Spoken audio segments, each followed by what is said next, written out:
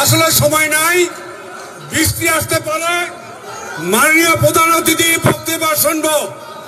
আমি ধন্যবাদ জানাই আজকে বরিশাল জেলার 5টি উপজেলা এবং 3টি পৌরসভার ছাত্রদল, যুবদল, মহিলা দল, অঙ্গ সংগঠনের সমস্ত নেতাকর্মী আজকে ব্যাপকভাবে অংশগ্রহণ করে আজকে সভাকে সফল করার জন্য আমি বরিশাল জেলার পক্ষ থেকে আপনাকে ধন্যবাদ জানাই। এবং সবাইকে বন্ধুরা আমার,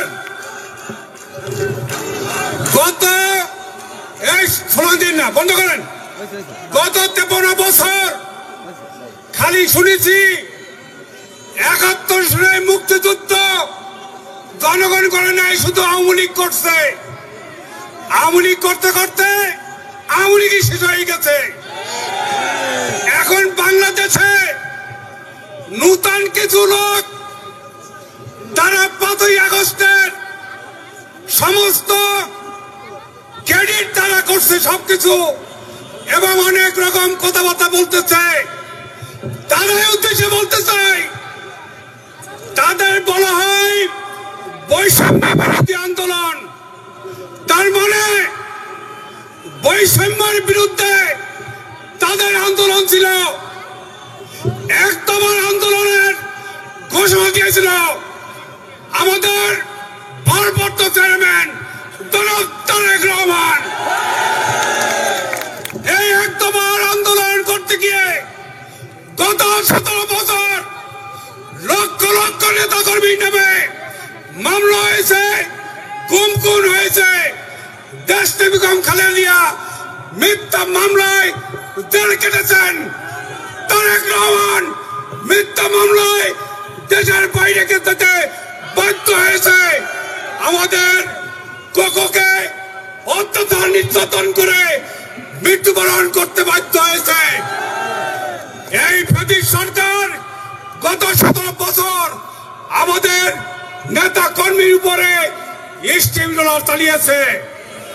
তাদের উদ্দেশ্যে বলতে চাই, যারা আজকে জাতীয় নির্বাচন করার আগে স্থানীয় নির্বাচন চান, তারা মূলত 71 সালে মুক্তিযুদ্ধ ছিল না, তারা মুক্তিযুদ্ধের বিরোধিতা করেছিল। তা না হলে এখন যদি জাতীয় নির্বাচনের আগে স্থানীয় নির্বাচন হয়, তাহলে মূলত সেই পতিত স্বৈরাচারকে সাহায্য করবে এবং পতিত স্বৈরাচারকে ঐক্যবদ্ধ হওয়ার জন্য পথ খুলে দেবে। সে কারণে আমরা জাতীয় নির্বাচন চাই। বন্ধুরা আমার, মাননীয় প্রধান উপদেষ্টার কাছে আমাদের দাবি, রোজার আগে নিত্য প্রয়োজনীয় জিনিসের দাম কমাতে হবে, আইন শৃঙ্খলা ঠিক করতে হবে। দেশে আইন শৃঙ্খলা নেই এবং সংস্কার করে এই সংস্কার পৃথিবীর সৃষ্টির পর থেকে সংস্কার চলমান থাকবে।